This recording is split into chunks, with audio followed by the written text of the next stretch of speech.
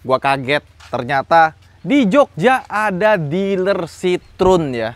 Ya, ini kita pinjam dari Citroen Jogja. Jadi kalau misalkan kalian pengen beli Citroen, ada di sekitar Jogja, Magelang, ya, Solo, dan kawan-kawan, bisa ke Citroen Jogja. Ada ya ternyata ya. Jadi ini mobil, ya, gue dulu pernah pinjam Citroen C3, nggak pakai Aircross ya. Gue ada beberapa catatan di mobil itu, dan ternyata catatan-catatan gue di mobil itu terbayarkan di mobil ini. Ini namanya C3 Aircross. Dia adalah 7-seater ya. Dan mobil ini harganya di bawah 300 juta, jadi 290. Dan ada satu hal lagi nih. Yang kita pinjam ini adalah pre-facelift. Jadi di Gias kemarin tuh baru ada facelift ya. Jadi kalau kalian beli sekarang itu udah ada improvement. Salah satunya kalau kita lihat dari luar, improvementnya itu ada di lampu depannya yang sudah pakai proyektor LED. Jadi ada kotak proyektor yang ini masih pakai halogen. Tapi yang namanya cuma facelift ya. Jadi sebenarnya rasa berkendara dan kawan-kawannya harusnya masih sama. Jadi kita akan bahas mobil ini secara lengkap. Yes, jadi ini adalah mobil Citroen yang menurut gue paling value for money. Karena dengan harga under 300 juta, kalian bisa dapetin mobil yang 1200 cc, udah pakai turbo, 3 silinder, dan transmisinya Matic 6 percepatan. Nah, jadi ketika kita ngomongin tenaga, kamu masuk video loh, gak apa. Jadi dia ini adalah mobil 7-seater dengan basis Citroen C3 tapi yang di enhance lagi. Jadi kalau misalkan kita lihat C3 itu kan kecil banget ya, peleknya apanya. Ini peleknya udah lebih besar, ukuran 17 ya, jadi udah lebih gede. Dan desainnya gue suka sih, bentuk depannya, samping, belakang bagus. Terutama gue suka lekuk-lekukannya ya. Kalau kita lihat dari sini ya, bagian fender itu gembung, terus dia masuk ke dalam sini, lihat deh. Lekukan sini itu bagus gitu. Jarang-jarang mobil, biasanya mobil-mobil di kelas kayak gini itu pasti bagian fendernya sampai ke pintu ini dia rata. Ini dibikin ada lekukannya. Dan mobil ini tuh, besinya dia lumayan tebel. Nah, mesinnya sendiri, gue dulu mengeluhkan di C3 biasa itu mesinnya kurang powerful, transmisinya AMT juga. Bukan AMT, sorry. Manual doang, nggak ada maticnya. Nah, yang ini terbayarkan sudah. 1200 cc, 3 silinder tapi sudah pakai turbo, makanya tenaganya lebih besar. Dan dia sudah pakai Matic 6 percepatan, bukan AMT, bukan CVT, dia torque converter. Nah, ini dia mesinnya, 1200 cc, 3 silinder, tenaganya 110 PS dan torsinya 205 Nm. Dimana kalau misalkan mobil di kelas ini biasanya torsinya berapa? 1500 cc NA, 145 itu paling gede, 140 ya kan. Kadang-kadang ada yang di bawah 140, 130-an sekian. Nah, ini dia gede dan cukup rapi ya. Kalau kita lihat atasnya itu dikasih cover ya. Dan covernya ini juga lucu. Jadi biasanya mobil cover itu kan plastik. Dia ini dikasih bahan kayak semacam fabric nih, kayak bahan filter. Ya, sampai ke atas ini juga ada peredamnya, rapi, dicat semua bagian kap mesinnya gitu ya. Dan kalau kita lihat di sini, akinya gede. Biasanya kalau mobil kayak gitu kan akinya kecil gitu ya, dihemat ya. Ini dia lumayan besar. Bukan lumayan lagi sih, ini besar banget kayak mobil diesel. Oke, kita tutup lagi. Nah, kurang lebih seperti ini desainnya, cakep ya. Warnanya biru. Atapnya putih, sama di spionnya juga warna putih covernya. Dan lucu lagi kalau kita lihat atasnya, dia tuh atapnya itu ada tengahnya tuh lebih turun gitu loh. Jadi ada lekukannya, cakep. Sama untuk bagian ini, roof railnya ini plastik ya. Dia ini bukan roof rail yang bisa dipakai buat naruh-naruh barang, tapi ini cuma buat hiasan aja. Tapi desainnya jadi cakep gitu. Nah, ke samping dia tuh punya ground clearance gede, 200 mm. Terus di sini ada kayak plastik moldingnya. Ini bahannya tuh kayak bukan plastik biasa, kayak ada karetnya gitu ya. Nah, ini bawahnya juga nih kayak ada rubber finishnya gitu. Ada aksen putihnya, cakep.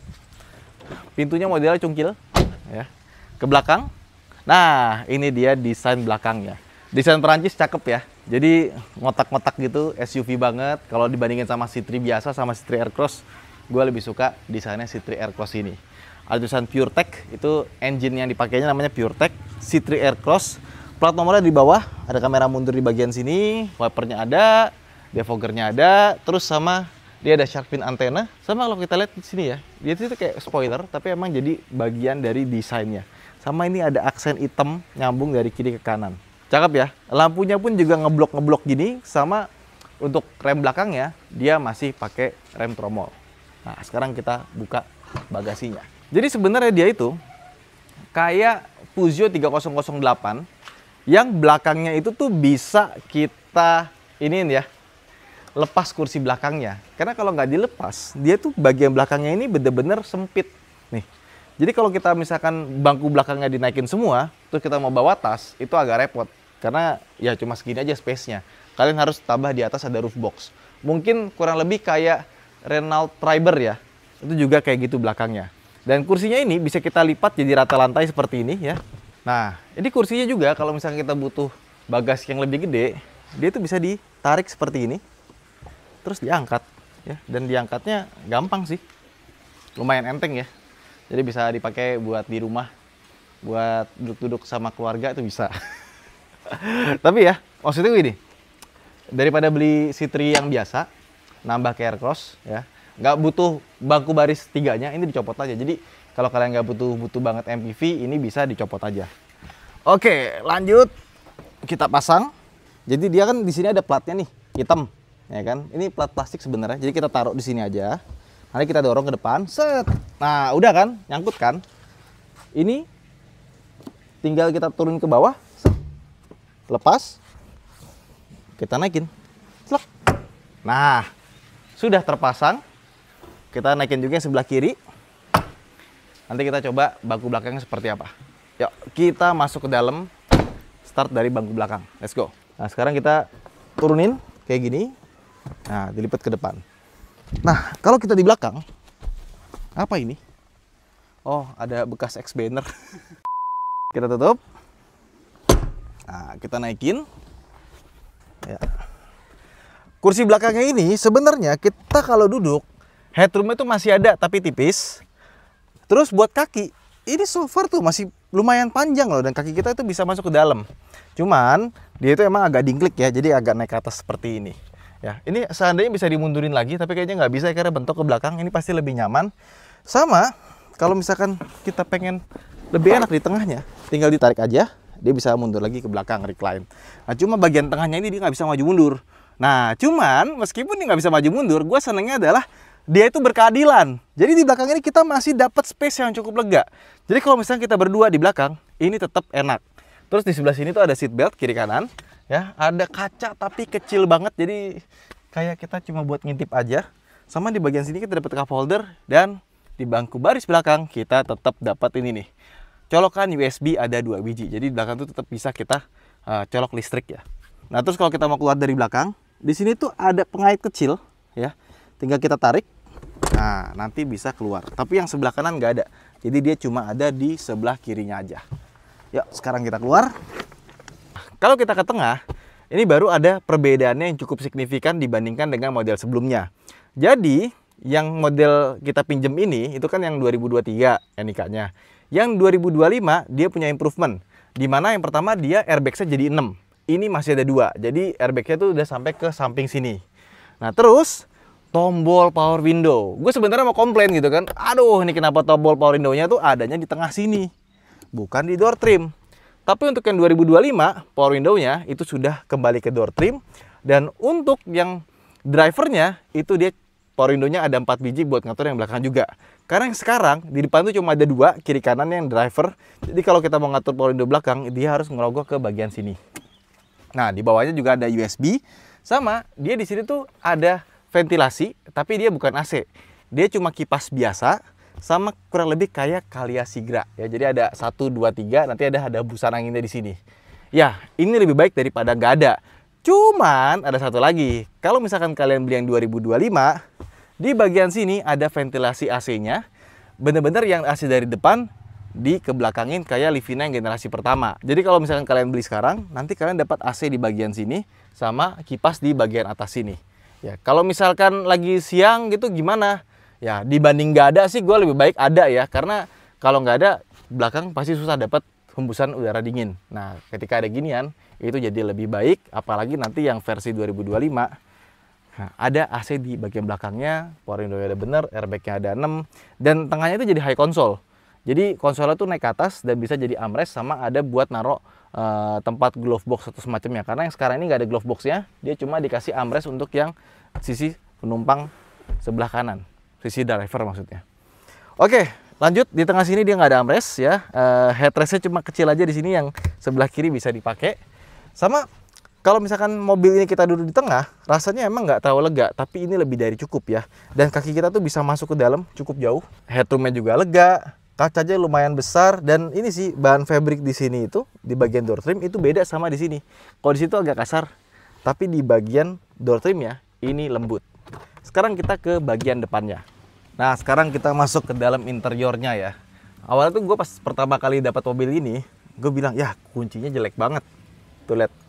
Dia tuh tombol begini sama keluar. Sebenarnya dia emang belum pakai push start stop engine button, nggak masalah. Cuma masalahnya desain kuncinya itu loh kurang mewah. Nah, kalau kalian beli yang 2025, kuncinya sudah lebih bagus karena dia pakai model yang bisa dilipat.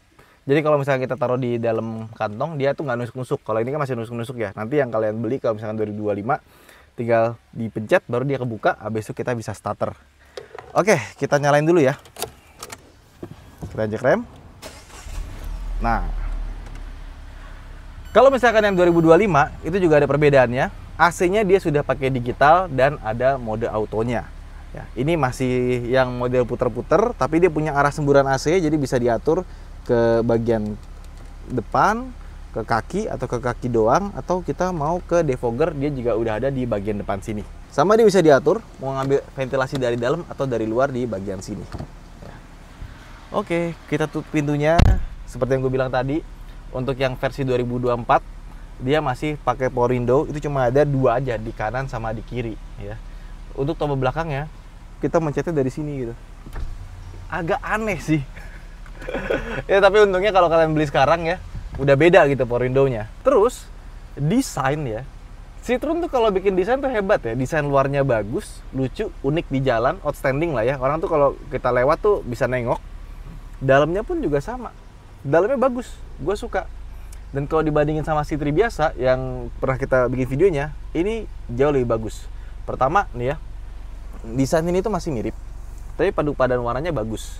Di sini tuh kayak agak keemasan ya, tapi kayak grey gitu. Di bawahnya warna putih seperti ini abu-abu gelap, abu-abu terang, sama ada coklatnya itu loh di sini nih.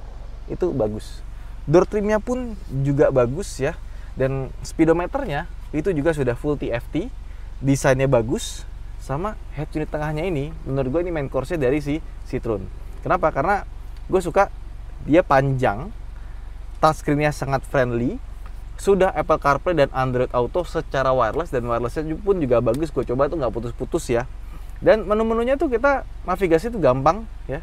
Memang dia nggak ada tombolnya, tapi buat volumenya itu dia ditaruh di sebelah kiri gini, dan kalau kita pakai Android Auto dia tetap ada di sebelah kiri.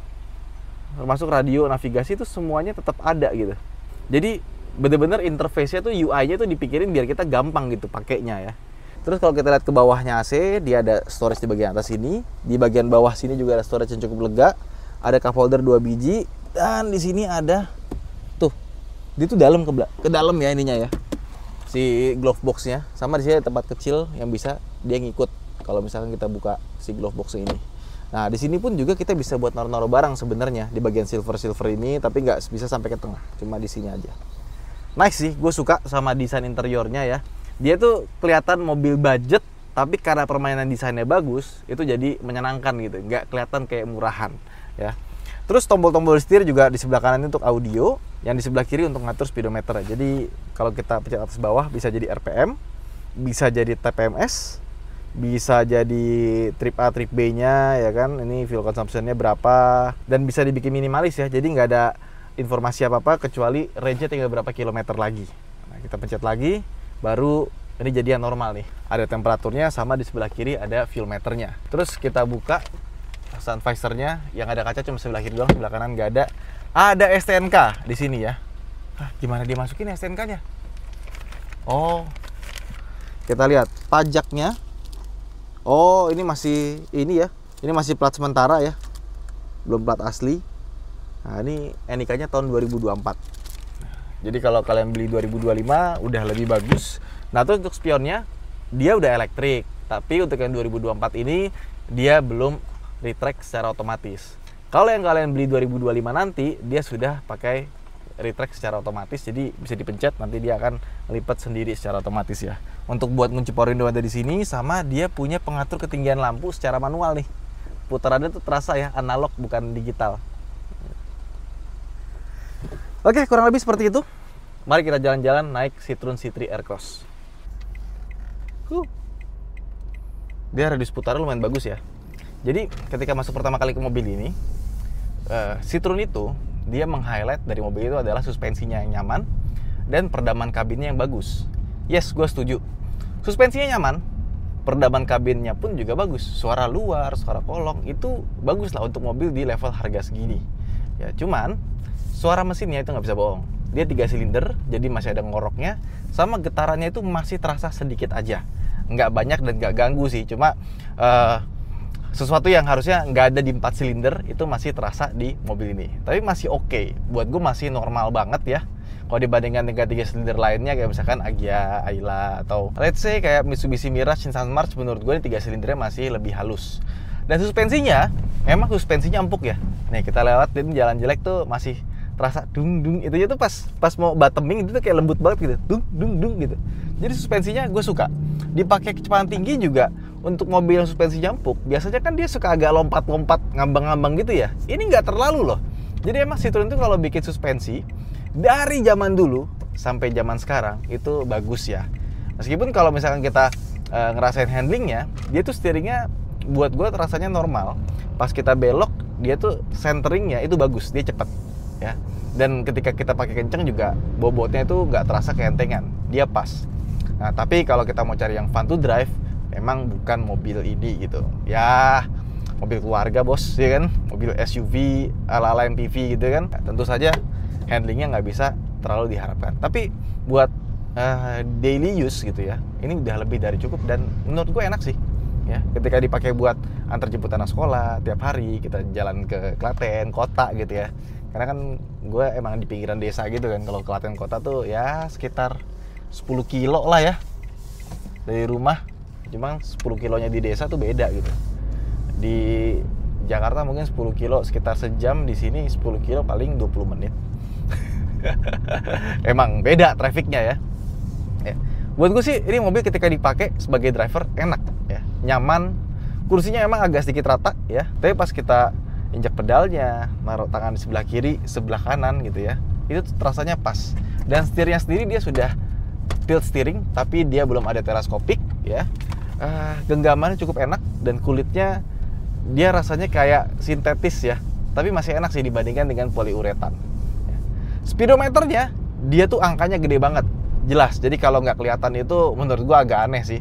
Sama yang gue suka dari mobil ini adalah visibilitasnya yang cukup bagus. Jadi kacanya itu dia agak dekat sama kita. Kursi depannya itu dia agak nempel ke depan ya. Biasanya kan suka dibikin agak jauh ke belakang. Nah ini tuh nggak. Dan pilarnya ini ditarik ke belakang. Kita tuh ngeliat ke sebelah kanan itu tuh kayak ada space-nya juga di antara si spion. Jadi buat kita duduk dia cukup tinggi, commanding, padahal kita udah sampai ke paling bawah. Rasanya kalau buat kalian bawa gitu ya, SUV-nya tuh masih berasa gitu. Dan kalau kita tinggiin, ya lebih tinggi lagi. Jadi kalau untuk visibilitas sih, gue gak ada komplain, bagus. Dan semuanya yang di mobil ini, karena dia dashboardnya dibikin maju gitu ya, kita mau mencet-mencet tuh gampang gitu. Gak perlu majuin badan gitu ya, buat mencet-mencet tuh semuanya gampang diraih oleh tangan. Nah sekarang gimana soal performance-nya? Mesin 1200 cc turbonya enak. Jadi kalau kita lagi jalan biasa, transmisi maticnya itu dia ngejaga kita biar di bawah 3000 rpm terus, sekitar 2000-an gitu ya, atau 1000-an gitu. Langsung naik gigi. Nah, kalau kita gas langsung, transmisinya masih ada jeda, tapi tenaga mesinnya enak. Dan suara mesinnya juga berubah jadi enak ya. Remnya juga diinjak tuh gigitnya pas, empuk ya. Tuh. Dan body dive itu masih ada, tapi rasanya kayak halus gitu. Gas lagi. Oh. Cuma pas ganti giginya, dia tuh masih ada rasa jedanya gitu ya. Tapi kalau untuk mesin, gue gak ada komplain deh. Ya, dibanding mesin 1500 cc NA, mesin 1200 cc turbonya ini buat gue better banget ya. Kenceng ya, tapi konsumsi bahan bakarnya cukup irit. Nah, mobil turbo enaknya kalau misalkan kita butuh tenaga, dia bisa jadi boros ya. Jadi kalau misalkan kita butuh tenaga kenceng, pengen ngebut gitu ya, dia pasti jadi boros. Tapi kalau kita mau pakai buat irit-iritan, bisa gitu. Karena dia akan ngejaga RPM-nya di bawah terus, sehingga bahan bakar yang kita pakai itu lebih sedikit. Dan karena dia karakter 3 silinder ya, torsinya tuh udah berasa dari putaran bawah, bukan karena turbo lag-nya kecil, tapi karena emang karakternya 3 silinder gitu. Jadi kalau kita mau ngebut ya, mau ya nyusul dikit gitu ya, tinggal pindahin ke mode manual. Ada M1, M2, 4 sampai 6 ya. Nah, kita turunin gigi 2 nih ya. Ke depan, salah lagi. Jadi kalau turun giginya ke depan, duanya ke belakang, naik giginya ke belakang, digas. Oh iya, transmisinya cukup halus, tapi emang nggak secepat itu dia pindah giginya. Sama yang agak lucu dari mobil ini, dia kan torque converter ya, tapi pas kita pakai pelan sama macet-macetan, dia rasanya kayak dual clutch, agak sedikit jader gitu loh. Kayak dual clutch-nya VW gitu. Jadi rasanya emang, wah ini kenapa torque converter ada dut-dutannya ya, kayak bawa VW, jadi rasanya emang kayak mobil Eropa. Dan suspensinya lewatin lubang aja cuma deg-deg gitu doang gitu loh. Ini kita mau lewatin kereta. Kan kereta tuh kerasa banget ya pas kita lewat kalau mobil yang gak enak ya. Gue rasa sih ini mobil enak ya, nyaman ya. Soalnya pas kita kena sesuatu tuh suara bandingannya nggak jeduk-jeduk gitu loh. Masih halus suaranya tuh. Nih, coba kita lewat ya. Kasih jarak dikit dulu biar agak kenceng. Oke. Nah, kita gas. Lihat. Nyaman. Nyaman. Oke. Jadi emang Citroen itu keunggulannya di suspensi ya. Sama ya itu quirks yang lucu-lucunya itu loh. Ada-ada aja emang, kayak tempat penyimpanannya side door pocketnya gede banget. Di sini juga ada lagi. Dia emang belum pakai electronic parking brake ya. Jadi pasti pakai model tarik. Jadi memang kalau kita bandingin sama Citroen C3 yang pernah gue coba itu yang manual 1000 cc, wah ini way much better. Sesuatu yang gue komplain mulai dari mesin 1000 cc yang underpower, ya kan, transmisinya yang cuma manual only, itu kebayar di sini. Dan surprisingly juga audionya ini suara cukup bagus, cukup bisa dinikmati gitu. Suara treble-nya, middle-nya itu sama bass-nya tuh bisa keluar gitu. Terus kalau misalkan udah agak gelap ya, dia kan nyala nih interiornya. Dia tuh tombol-tombolnya, AC-nya itu warnanya putih gitu. Jadi backlightnya terasa mahal. Cuma menurut gua ada 5 catatan sih di mobil ini ya. Yang kalau misalkan ini diberesin atau ditambah features-nya, itu pasti jadi lebih bagus. Yang pertama ADAS. Nah, seandainya dikasih ADAS, ada cruise control sama lane keeping assist, itu pasti lebih enak lagi. Dan yang kedua telescopic steering. Sebenarnya segini udah pas, cuma kalau bisa diatur maju mundur itu pasti lebih enak lagi. Terus yang ketiga, peredaman mesin itu udah banyak sebenarnya. Tapi kalau misalkan bisa ditambah lagi biar suara ngorok 3 silindernya itu hilang, itu pasti jadi rasanya lebih mahal ini mobil. Dan yang keempat, sun visor ya, kalau dikasih kaca sama lampu itu pasti rasanya lebih mahal.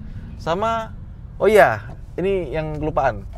Kalau misalkan kalian beli yang model year 2025, di sebelah kiri itu ada pegangan tangannya. Kalau ini kan yang ada cuma belakangnya doang ya. Nah, yang ini tuh ada sama nanti untuk yang baris tengah ya, itu kan seatbeltnya dari bawah. Nah, nanti dibikin 3 point juga dari atas. Dan yang kelima, dibikin push start stop engine button. Kalau misalkan 5 hal itu dipenuhi, menurut gua Citroen bisa lebih pede gitu ketika jualan dibandingkan dengan rival-rival di kelasnya. Karena itu masih bisa ditambah.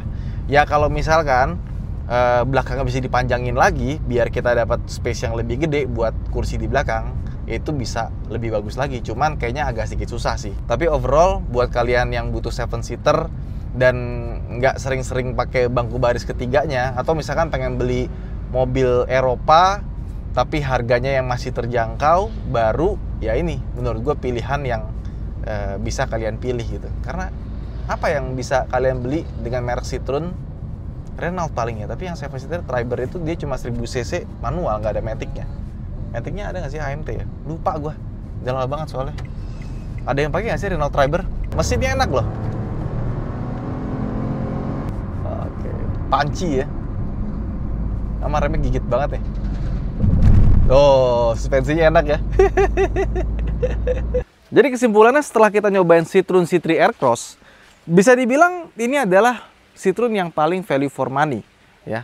Secara kelengkapan dia paling bagus, harganya juga bagus, dan gue suka tenaga mesinnya itu bertenaga ya. Cuma memang ada beberapa quirks yang mungkin nggak cocok buat orang Indonesia karena memang ini mobil ya didesain oleh orang-orang Eropa yang mungkin kalau di Eropa hal-hal kayak misalkan kursi belakang dan kawan-kawannya itu bisa make it gitu di sana. Tapi di Indonesia karena kita udah terbiasa dengan mobil-mobil yang ada di sini ya beda treatmentnya lah. Ini lebih ke Eropa banget walaupun dia buatan India.